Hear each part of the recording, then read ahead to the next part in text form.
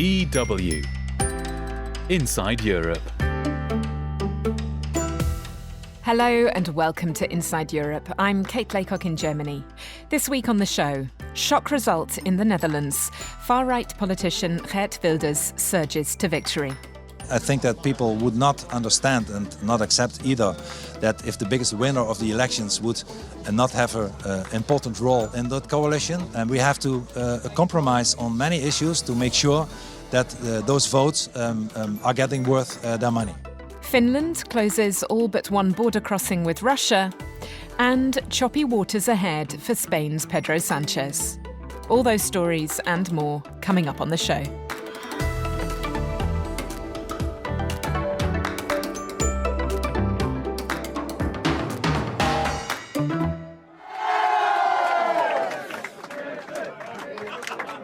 A dramatic election night in the Netherlands on Wednesday as Dutch anti-EU, anti-immigrant far-right populist politician Geert Wilders surged to victory in national elections.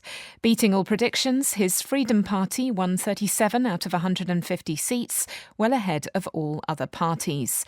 So conclusive was the victory that several of Wilders' political rivals promptly indicated their willingness to enter into coalition talks with him despite having previously ruled out such a cooperation. To get a handle on what this victory means for the Netherlands and for Europe more generally, I spoke to our correspondent, Stefan Bos. I think what happened is that Geert Wilders could express the concerns many people have about massive immigration in the Netherlands. It's a small nation of some 17.5 million people, and I think that turned out to be the main reason. We could already see it ahead of Wednesday's historic elections. More than 30,000 people participated in a public broadcaster opinion poll. The Eén Vandaag or One Today poll showed that nearly half of the Dutch electorate was upset that the cabinet of outgoing Prime Minister Mark Rutte, one of Europe's longest-serving leaders, by the way, that he failed on the issue of asylum policy. And the survey showed that 8 out of 10 voters believe the influx is now too high and want to limit it. Now, it comes at a time when there is a dramatic lack of affordable housing and rising social tensions between Muslims and non-Muslims in several cities of the Netherlands. And in his victory speech, Geert Wilders referred to these tensions. We zijn het spuugzat en wij willen. En daar gaan wij voor zorgen dat die Nederlander weer op één komt te staan. So basically Wilders is now saying that the people have spoken. They said we are sick and tired of this. We will make sure the Dutch people will be number one again, and the Dutch also have hope again. And the hope is that people will get their country back. And he adds that we want to make sure that we end the migration tsunami in this nation and that the Netherlands is for the Dutch again. Listen, Stefan, should we get concrete for a moment about what exactly it is that people have voted for? Wilders stood on a platform which promised a total halt on immigration, migrant pushbacks at Dutch borders, but also slashing Dutch payments to the EU, blocking the entrance of all new members, including Ukraine, and stopping arms to Ukraine. So this isn't just an anti-immigration vote, is it? It's also an anti-EU vote. Well, yeah, well, to a certain extent it is. But then I think if you talk about the European Union, what people feel here is that the transition, if you talk about, for instance, policies towards climate change, that is going too fast. There are many people who say that the Dutch took the lead here and that they don't have the money to catch up with the transition. For instance, the money it costs to insulate your home, for instance, and that kind of things, and also the new taxes that were introduced. So I think in that sense people feel that the European Union is too much dealing with their life. So that may have been a reason as well. But I really think the migration issue was the main point during this campaign. Last year there were netto about 230,000 almost migrants coming in the Netherlands. I have to say that half of that were people from Ukraine. So, it's not only from the Middle East. But people say, for a small country like the Netherlands, we can't keep up with that, especially if you look to the housing issue and so on. So I think that played a reason as well why Wilders got so many votes, actually. Yeah, I mean, indeed, his victory was so complete that rivals who had previously ruled out power sharing with him have declared themselves ready to hold talks. One of them is the new leader of the outgoing Conservative Party. What can you tell me about her, Stefan?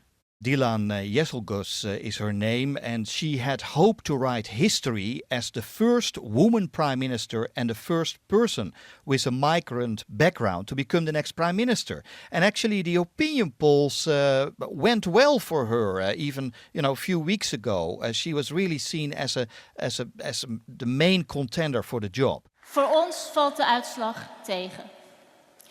En ik denk dat hier grote lessen voor de politiek in zitten. Yeah, Kate, basically what she is saying that for us the outcome was disappointing. I think politicians have big lessons to learn from this. We did not listen enough to the people and we did not offer enough workable solutions. So that is her explanation why it didn't went her way. Indeed. So we've now got the woman who had hoped to be the Netherlands' first ever female prime minister and prime minister indeed with migration background, entering into coalition talks with Geert Wilders and his far-right party. Absolutely. And theoretically speaking, there may even be a chance that she still becomes the prime minister. For instance, if the other parties are saying, well, we don't want to have Geert Wilders as prime minister, it may well be possible that in the end, she still becomes prime minister. That is a theory at the moment. I'm not saying that it's going this way, but it may be possible. Right. Okay. I mean, it would indeed be an extraordinary constellation. Can I just stay with this issue of the coalition talks for a minute, Stefan? What kind of sticking points are there likely to be? What can we expect for the weeks and quite possibly months to come? I think one of the sticking points will be to make sure that he will no longer repeat his rhetoric about banning the Quran, about closing mosques and closing Islamic institutions and schools, and even about the headscarves in government buildings and so on, because that is, according to some politicians, really against the constitution of the Netherlands. Nevertheless, not everyone in the Netherlands is convinced of Geert Wilders' commitment to democracy, Stefan. Yeah, that's well said, Kate, because indeed, for instance, the European Union heavyweight Frans Timmermans, known for his policies as the EU's climate commissioner, he just returned from Brussels to lead the leftist alliance of Greens and Social Democrats. Wij zijn democraten, de democratie heeft gesproken. Nu breekt het uur aan dat wij de democratie gaan verdedigen. Well, he basically said, we are Democrats, democracy has spoken, now the hour has come to defend democracy. We will never join a coalition with a party that excludes Dutch people. And that really led to big applause, as you could hear there. Listen, Stefan, I'd like to end this talk by widening our focus out a bit and looking at the broader European picture. So we're about to enter into a crucial election year with national elections in various countries, including France, where the far-right Rassemblement National is in ascendance, as well as European parliamentary elections coming up in 2024. How is Wilders' victory being greeted outside of the country? Well, Kate, I find it very interesting that outside the Netherlands, Hungarian Prime Minister Viktor Orban was among the first to congratulate Wilders, saying there was a wind of change. I have to say that both men know each other well, And last year he even received an award from Hungary for his political activities. Now, I also know that Wilders, who I met, by the way, in Hungary, he has a Hungarian wife with whom he has lived in safe houses since 2002, following the assassination of the Dutch Islam critical politician Pim Fortuyn. But there were also congratulatory messages from France and also even from Germany, from right-wing groups there. So, and I think it all fits in, of course, with the upcoming European elections as well. And they, of course, see it as a victory for nationalists and anti-Islam groups in Europe. Stefan Bos there talking to me from Amsterdam. Coalition talks may be over in Spain, but that doesn't mean that there isn't still a rocky road ahead for new and former Prime Minister Pedro Sanchez. Sanchez's new 4-year term was secured with the help of Catalan separatist parties, an alliance which is proving to be one of the most contentious political formations in Spain's post-Franco history. Protests against Sanchez's PSOE party have been running daily for over 2 weeks, and on Sunday, opposition groups and leaders held a mass rally in the centre of Madrid. So, why so much tension? Our Madrid correspondent Ashish Sharma has been out in the streets finding out. Every night for over 2 weeks, the streets outside the PSOE's headquarters here in Madrid have borne the anger of protesters unhappy with Pedro Sanchez. Bottles have rained down on the police, barricades kicked asunder, dustbins set alight. The main anger is because this new government is allied to Catalan separatist groups that in 2017 held an illegal referendum for a breakaway independent Catalonia.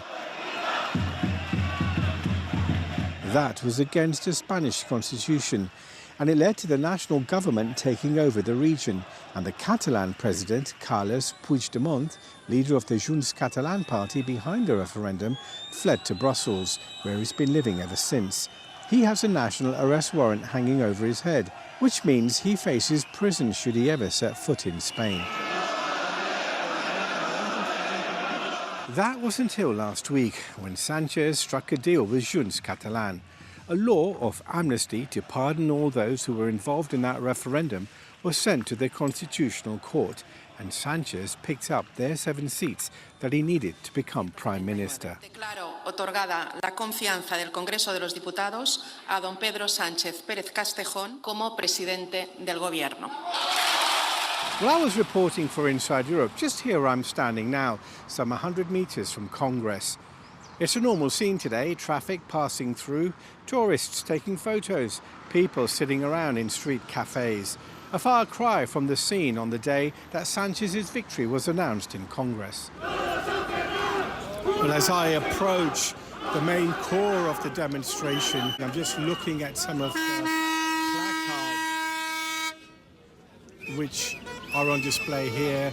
One says Pedro Sanchez el mentiroso, Pedro Sanchez the liar. Several placards are simply saying Pedro Sanchez traidor, which is of course Spanish for traitor. Another one I'm looking at that says amnesty no, and another one that describes Pedro Sanchez as nothing more than a dictator. Pedro Sanchez is a sort of, for me, it's a psycho because it's really a man who has no feelings for the real society in Spain. He just wants to stay in power. I mean, he's just sold the Spanish Constitution because the amnesty is against the Spanish Constitution. Only for the 7 votes of the independent party, Junts, and the Republican Independent Party, ERC. And he's putting into the streets people who is convicted just for remaining in power. So if he does that, he can do anything he wants. 7 years ago in Catalonia, they declared an independent country when it was against our country, of course. And these people has been judged by juries, and they have a sentence on them. And then Pedro Sanchez has said, nothing has happened. it was a mistake. And it's against constitution, it's against democracy, and it's illegal, it's like a crime, isn't it? Prometo, por mi conciencia y honor, cumplir fielmente las obligaciones del cargo de presidente del gobierno. While the streets raged the day after his victory in Congress, Sanchez was being received by the king, who confirmed his premiership. The anger on display is largely being fueled by the right and the extreme right wing, but it would be wrong to assume that this is just the exploitation by extremists. Since 2012, Spain has been splitting into branches on both right and left. This has surfaced consistently in inconclusive election results. Pablo Simón is a professor of political science at Carlos III University. The challenge that this government, and in specific Pedro Sanchez, has ahead is to change the conversation in my country. I mean by that if we are all the time talking about the territorial issues, about Catalonia, pro-independence parties, amnesty law, then all the conversation is going to be very polarized. But in the moment in which you start to talk about what are the real concerns of the Spanish population, meaning by that employment, education, social affairs, then the government can win again some confidence of the population, because at the end of the day, people do not care very much about what is going on with the pro-independence parties, but they care a lot about social issues and the economic affairs. On Monday, Pedro Sanchez announced his new cabinet. He described it as being experienced and innovative, but it is also battle-hardened. The Partido Popular is angered at having won an election but not a government. The extreme right-wing Vox party is portraying the PSOE as being anti-constitutional, and within his own coalition he has Catalan parties that want independence. Rough waters indeed for Captain Sanchez to navigate through. Ashish Sharma, DW, Madrid. This is indeed a time of massive change and uncertainty, not just in Spain, but across Europe. So to stay abreast of the key developments as we head towards another crucial election year, make sure that you're subscribed to our podcast, which is available on all the usual platforms. I'm Kate Laycock in Germany. You're listening to Inside Europe.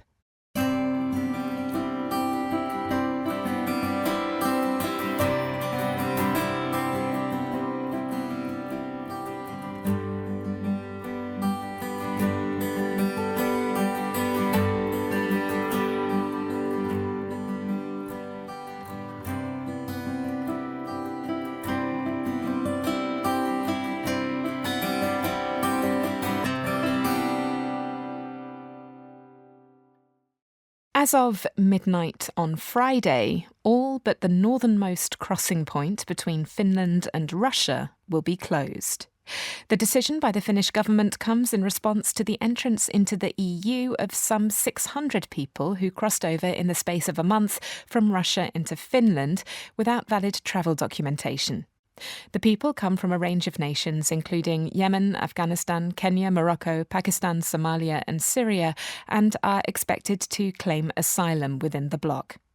Terry Schultz takes a look at what Helsinki is calling a hybrid attack on its stability.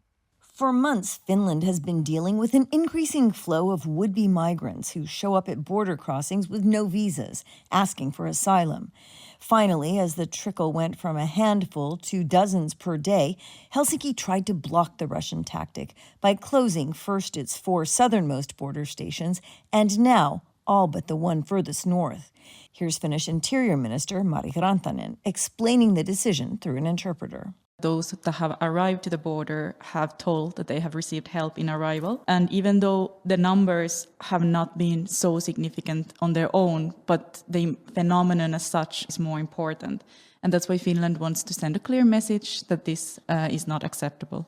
The influx reverses long-standing cooperation with Russia, in which officials would prevent people without visas from going to the border.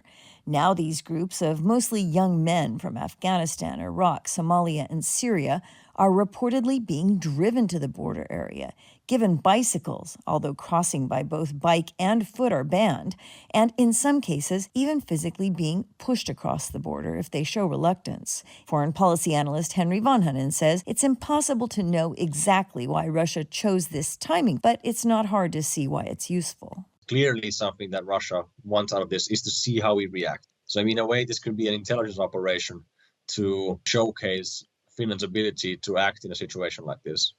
Russia is testing our resilience, our ability to take pressure when lives are at stake and when international agreements are at stake. But I think this is also one of these moments where you have to, as a decision maker, as a politician in Finland, you'd have to consider that your responsibility is also to your constituents and also to the Finnish people. So in this sense, the issue of national security also must be prioritized. The Russian government calls accusations that it's involved groundless and says Finland's border restrictions are absurd. Russian Foreign Ministry spokeswoman Marina Zakharova told a briefing in Moscow that Finland should abandon what she called destructive ideas like the total closure of the border. Finland cannot legally close the border completely because international law requires that at least one land crossing be available for people to seek asylum. That's why the most recent move leaves open the northernmost border station, called Raja-Jooseppi, with the government hoping fewer people make it up that far. Just in case, Helsinki has asked for backup of 60 officers from the European Union's border control agency Frontex. Speaking at a session of the European Parliament devoted to the issue Tuesday night, EU Home Affairs Commissioner Ylva Johansson pledged the bloc's support. Russia is now using any means available to destabilize our union, our member states and our neighbors. The goal, to break our united front against Russia's war of aggression. To Russia we say, we will not let you divide us. To Finland we say, the Finnish border is the EU's border. The European Union is behind you. But even if Finland can handle these relatively small numbers of new arrivals on a practical level, the situation could become more difficult on a political and moral level with winter well underway. Here's Henry Vanhanen again. If Russia indeed starts to send people, let's say elderly people, sick people, people who are in bad shape in these weather conditions, which are likely to become more challenging by the day as we're approaching winter time in Finland, where it can get to minus 20 and sometimes even minus 30 degrees if the weather is really cold. So in this sense, it becomes a test for our resilience. How do we deal with the idea of a potential humanitarian crisis and situations like these on our borders? Obviously, we have obligations to help people who are seeking asylum. But on the other hand, if we indicate our willingness to draw back from the decision to close these borders, that also sends the signal that at the end of the day, we can be pressured to do what Russia wants. So this is definitely not an easy place for the decision makers in Finland. There have already been reports that people in poor physical condition are being dropped at the border, as well as that there are groups being gathered on the Russian side in the far north, preparing to seek entry. Terry Schultz, DW, Brussels. DW is part of the Info Migrants Network, providing migrants to Europe with information at every step of their journey. To find out more, go to www.infomigrants.net. Now, time for this.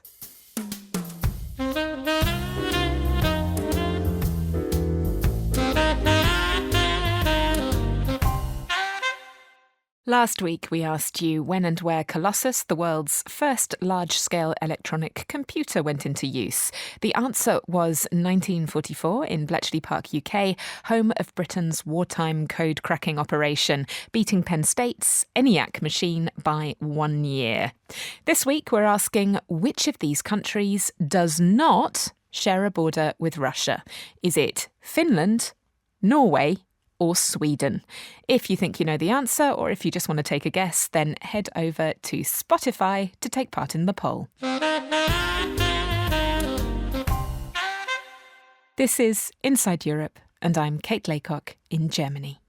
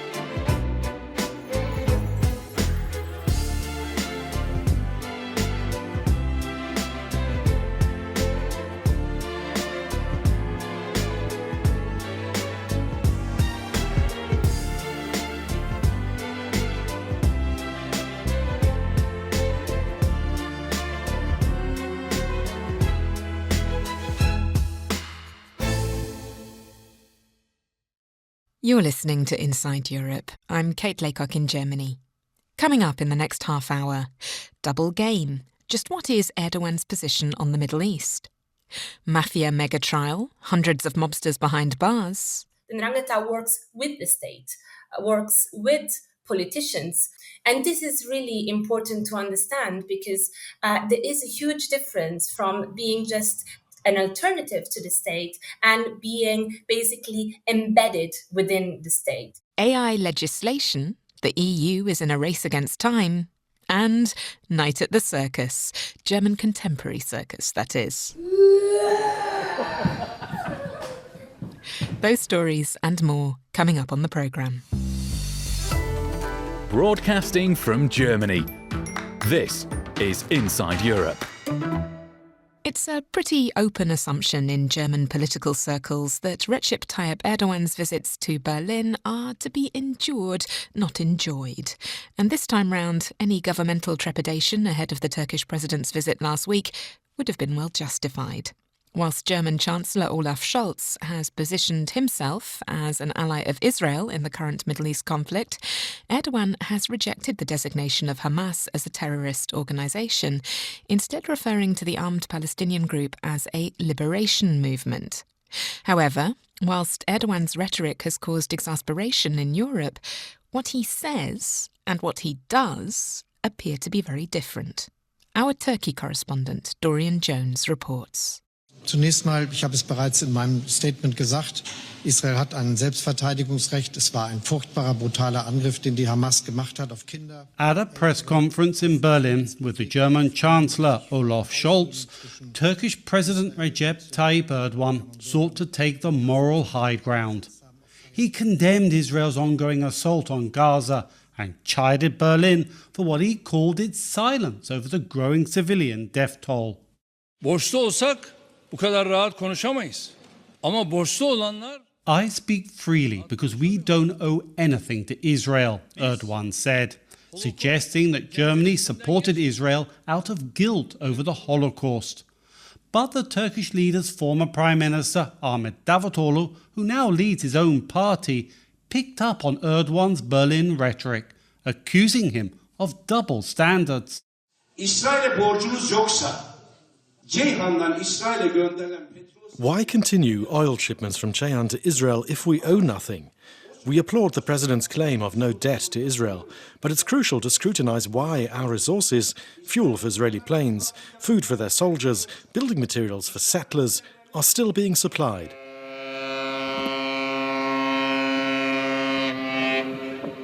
A supertanker leaving the Turkish port of Ceyhan carrying hundreds of thousands of barrels of oil to Israel. Oil pipelines from Azerbaijan and Iraqi Kurdistan terminate at Ceyhan and make Turkey a key supplier of oil to Israel. And those supplies are continuing to flow, explains Mehmet Ögücü of the London Energy Club. The bulk of Israeli oil needs come from either Azerbaijan or Iraqi Kurdistan. I think the latest figures show that Azerbaijan provides around 40% of Israel's oil needs. It comes all the way to Ceyhan, and then from Ceyhan, it's sent to the Israeli port, where it's then moved to one of the refineries, I guess. But Erdogan is starting to face growing international pressure on social media to cut off deliveries to Israel.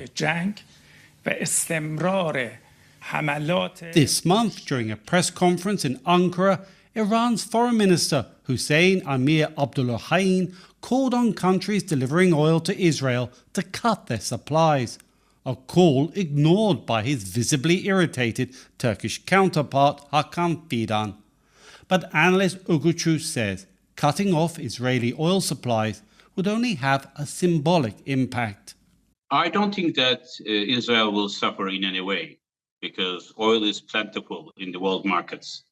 They can bring it from Brazil or from Canada or from some of the African countries where they have good relations. But Turkey has other ways of harming Israel if it wanted to strike a blow, explains İlhan Üzgel, a columnist for Turkey's Kısa Dalga news portal. stop the working of the Kurajik radar station in Malatya in Turkey, which is critical for the NATO missile defense system. Israel also plays a part, and as far as we know, that it also protects the airspace of Israel. Netanyahu nasıl teröristse Erdogan is continuing with his rhetoric against Israel, describing Hamas as a liberation movement and attacking Israeli Prime Minister Benjamin Netanyahu. But the Turkish leader's actions remain more measured. This month he recalled Turkey's ambassador to Israel, but stressed that diplomatic relations with Israel would remain open and that Turkish efforts were continuing to seek the release of hostages held by Hamas. Galip Dalai, Associate Fellow at Chatham House in London, says Erdogan is seeking to keep his options open. The rhetoric is harsh, but the concrete measures are not that harsh, at least in terms of the bilateral relationship. I think one way is the idea that if you burn bridges completely, you might not be able to play the diplomatic role as much as you hope to play. Earlier this month, Secretary of State Antony Blinken visited Ankara for the first time since the outbreak of the Middle East war. Blinken, in a tacit acknowledgement of Turkey's efforts, said third-party countries are playing a role in securing the release of the hostages. But Dalai of Chatham House warns there are limits to Ankara's nuanced approach toward Israel. If Turkey is convinced that actually the diplomatic track is not working, and if other regional countries, not only Turkey, arrives at the same conclusion that Israel is not paying any attention to this diplomatic track or the call for ceasefire, then we might see both at the regional level and Turkey level, the countries taking punitive actions. Erdogan's large religious base is at the forefront of growing protests against Israel, and that will likely add pressure on the Turkish leader to take a harder stance against Israel if the violence continues. Dorian Jones, DW, Istanbul. 2 years and 9 months of court proceedings, 207 convictions and sentences amounting to 2,150 years of collective jail time. This week, one of the biggest mafia trials in decades reached its dramatic conclusion in Italy. So big was the trial, indeed, that it took the president of the court over an hour and a half just to read out the names and sentences of the guilty, which included both mobsters from the notorious 'Ndrangheta mafia and their white-collar accomplices. To find out more about this extraordinary trial, I spoke to organised crime expert Dr. Zora Hauser, a postdoctoral fellow in sociology at the University of Oxford. 'Ndrangheta is one of the historical Italian mafias. We have 3 of them, one in Sicily, one in the area around Napoli, that's also in the south of Italy, and one in Calabria, that's the 'Ndrangheta. It's been around for 150 years, more or less. So it is very significant in terms of how long this organization has been around and how resilient this organization is.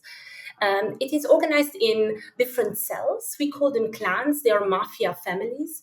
Each of these families or clans are quite independent in the business decisions.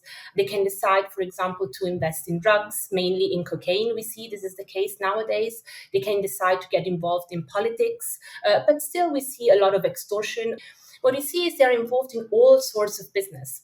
But one of the most important and I would say worrying aspects of this organization is that it's not only active in Calabria, in the south of Italy, where it comes from, but it's spread all over the world.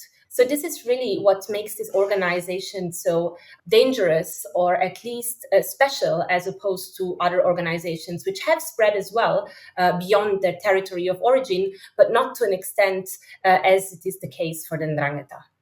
And one element of this danger is, of course, the extent to which the 'Ndrangheta has been able to establish itself and anchor itself in political institutions, in civil society. And as you indicated at the beginning, one of the most significant things about this trial wasn't so much the mobsters that were up in court as their white-collar enablers. What do these sort of convictions reveal about the 'Ndrangheta and its power? What these convictions really revealed is that the mafia is a criminal phenomenon that is not working necessarily against the state, but within the state. And that's different. We've seen, for example, with the Cosa Nostra in the 1990s, when bombs were placed, when judges were killed, when magistrates were killed, that the Cosa Nostra, the Sicilian mafia, declared war against the state. The 'Ndrangheta doesn't do that. The 'Ndrangheta works with the state, works with politicians. We've seen, for example, members of the regional council in Calabria that have been involved and convicted during this trial. We've seen members of the parliament that have been involved with the 'Ndrangheta and convicted. But we also see members of the police, magistrates that have, in a way or in another, been complicit with the 'Ndrangheta. And this is really important to understand because there is a huge difference from being just an alternative to the state and being basically embedded within the state. Now, the extent to which this happens obviously can vary depending on the city, depending on the province. In Calabria itself, we see that it's been the case in the province of Vigo Valencia, and that's what Rinascita Scott really brought to light. But it's been the same in other parts of Calabria as well. And what we see as well is that this is not exclusive to the south of Italy. We've seen that this is a modus operandi that we can recognize in other parts of Italy, for example, as well. Or as far as I'm concerned, what I've been studying for the past 5 years, its presence in Germany, we see exactly the same attempt, at least, certainly not the same success in doing so, but the same attempt in looking for vicinity, in looking for being close to institutions and not actively fighting against these institutions. And not just the institutions, by the way, also society. The 'Ndrangheta embeds itself in the community, in the local community, in the local society. And this is the case in Calabria as well as in other parts of the world. I've documented that in Germany, for example, and in Switzerland. Well, I mean, I'd love to hear more about how the 'Ndrangheta works in Germany. Perhaps you could sort of pick up there and also, tell me whether or not this trial will affect the way that it operates abroad and particularly in Germany. So in Germany, we know that the first individuals connected to the 'Ndrangheta already arrived in the late 60s, beginning of the 70s. They then came together in cells, in ndrine, these are the clans, and that look very much like the clans that we know in Calabria. And ever since the 70s, these clans continued operating, basically without interruption up until today. Just yesterday, there was a piece of news which I found very interesting. There is an inquiry in East Germany about the presence of the mafia there and how infiltrated it is in the community and in politics.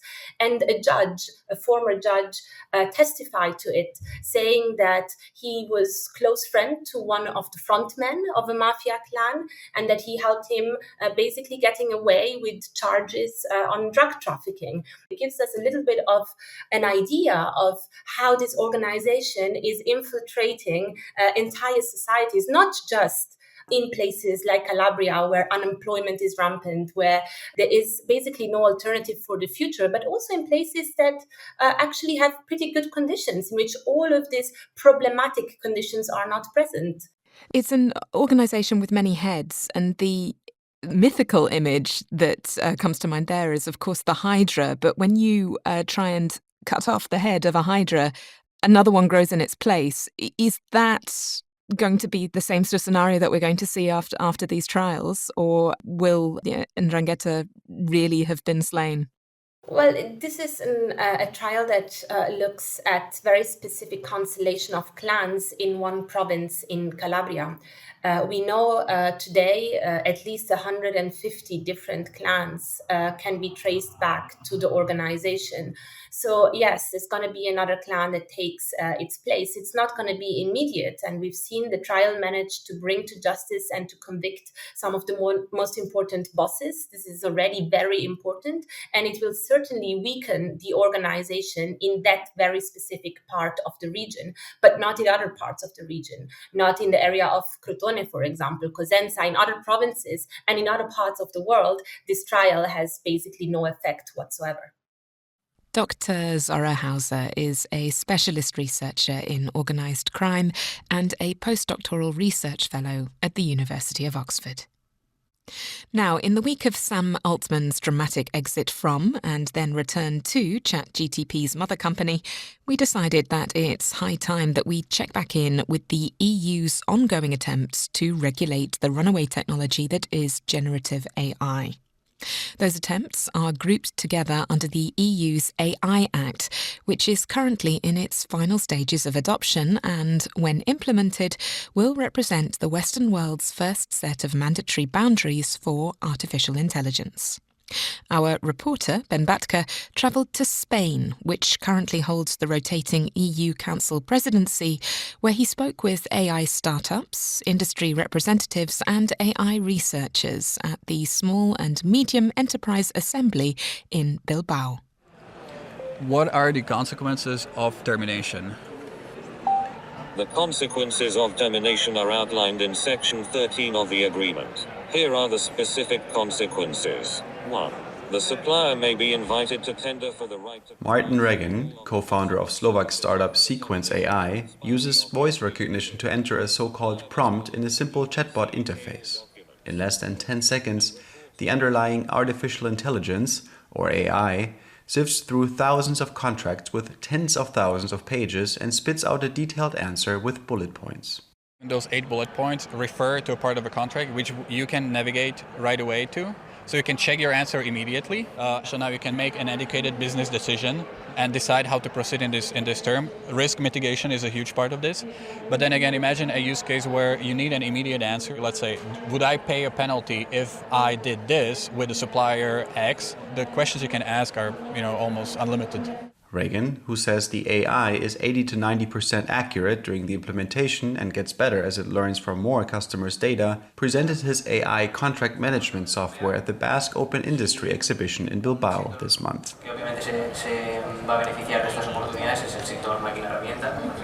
1,000 kilometers to the northeast, in Brussels, the negotiations about the EU's AI Act are currently in the last phase of the legislative process, with the main institutions of the European Union gathered in so-called trilogues to hash out the final dispositions of the bloc's key piece of legislation to regulate artificial intelligence. Presented by the European Parliament in June, the draft law is positioned to be the West's first comprehensive set of regulations on AI, with the overarching goal of putting guardrails around the development and use of the technology.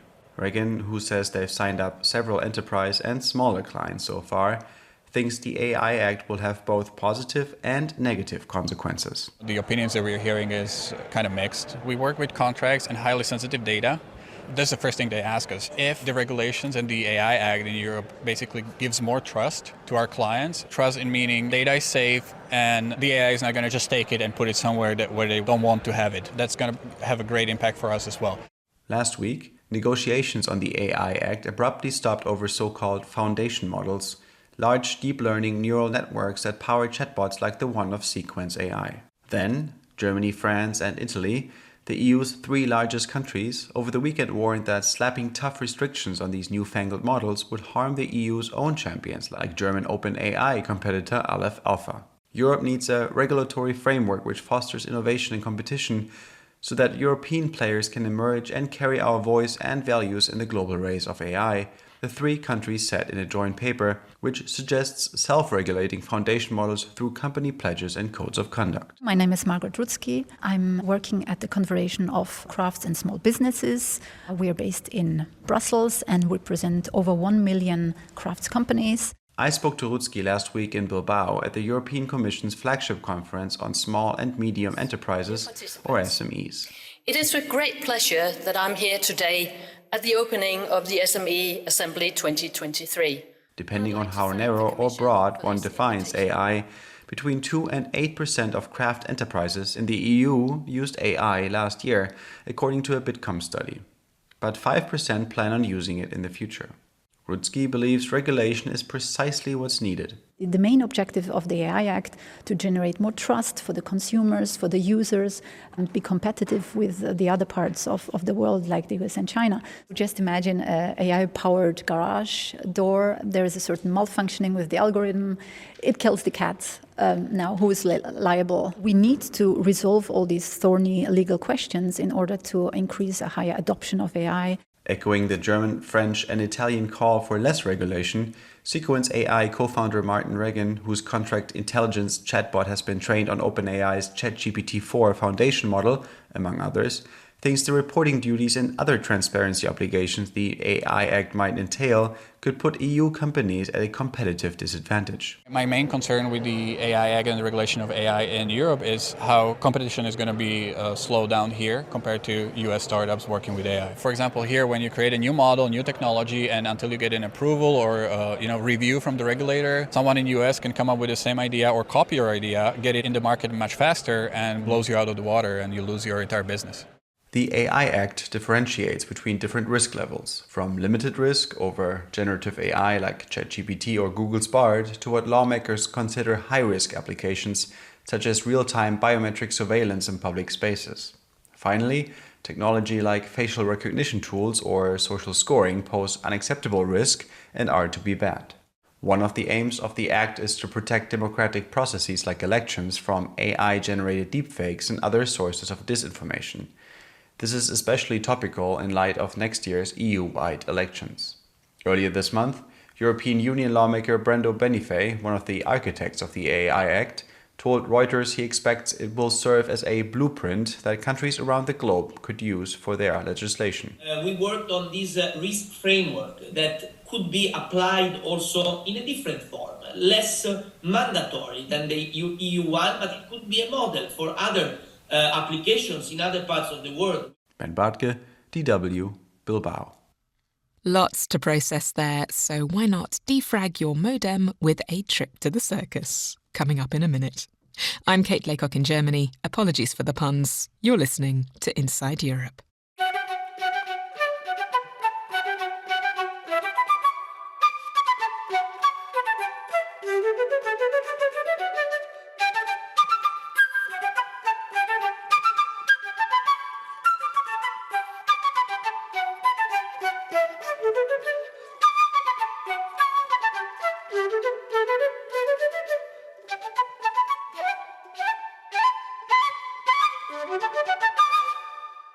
Running away to the circus has long been a euphemism for abdicating the strictures of society in favour of something more exotic and carefree. Those who have spent years training to be a trapeze artist, acrobat or clown know, however, just how much hard work and discipline goes into mastering their craft. Our reporter, Louise Gorman, has been checking out a small big top in Berlin, which is offering young people a taste of the art form known as contemporary circus, both on and off the stage. There's a frenetic energy whizzing about this high-pitched space overlooking the River Spree. These kids are learning the art of spinning plates on a stick, and Diabolo, a juggling prop in which one throws and catches a spinning top on a cord, fastened to two rods. Sometimes it works, and other times, well, not.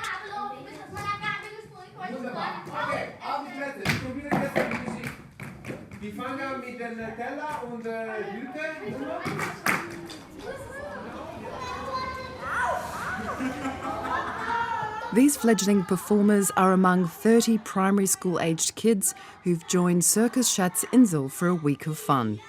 Under a small big top nestled in a leafy patch of Kreuzberg, the focus is on trying new things and learning different skills.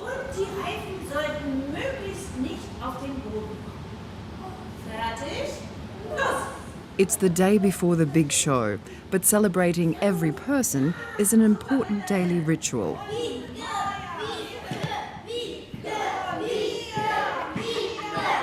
The dress rehearsal has come to a close, and each group has gone through their respective acts in the various disciplines of aerial silks, trapeze, floor acrobatics, juggling and magic show routines.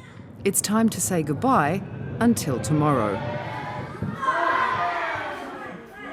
6-year-old Willem bursts out of the tent and runs to his waiting mother. We did all the things what we'll do at the Bühne. Yeah, it was so cool in there. Aside from tricks, he and his older brother Oliver have costumes on their minds. And because I also have my hat in the same colour, so clowns will wear different kinds of stuff, and that would be cool because then I have black and white stuff and then colourful. As well as clowns, the brothers and their co-jugglers will transform into zombies for their top-secret Diablo act.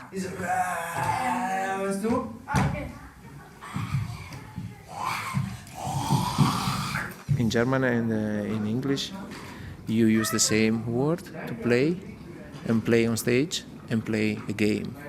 The point where you really see the potential of this tool of circus, you learning by playing. That's circus trainer Mattia Mancini.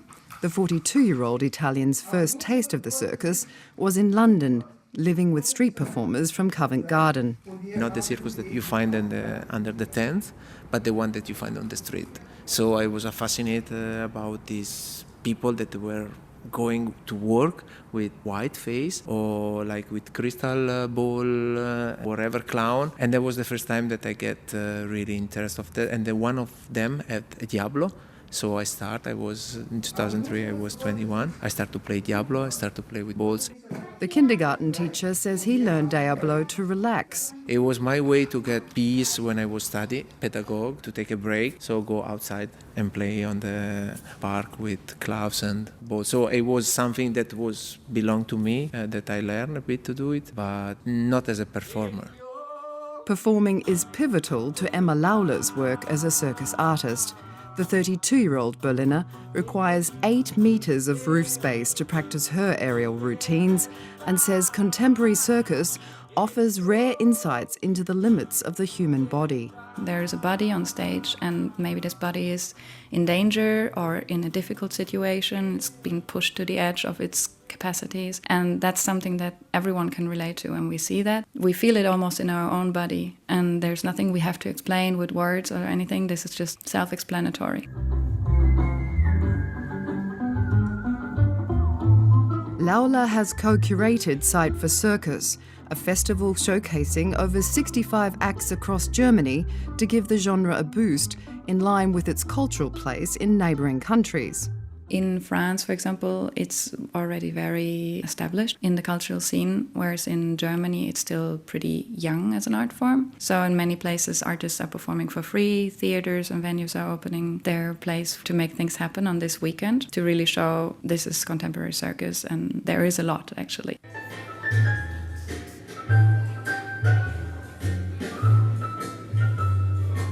The German festival coincides with the international La Nuit du Cirque, an event spanning 3 continents. Circus Schatzinsel is a supporting venue in Berlin. But for now, it's showtime for this group of young, aspiring circus devotees. And it wouldn't be a circus without clowns.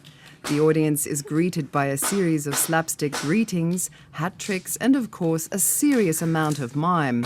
Oh, and a skit about talking bins, or roaring ones.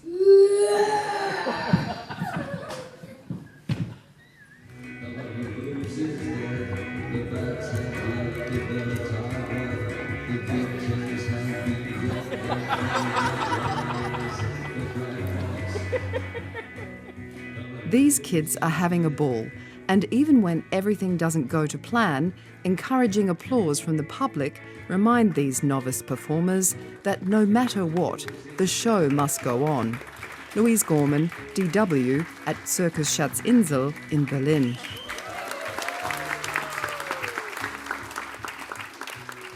And that, ladies and gentlemen, was our final act of the show.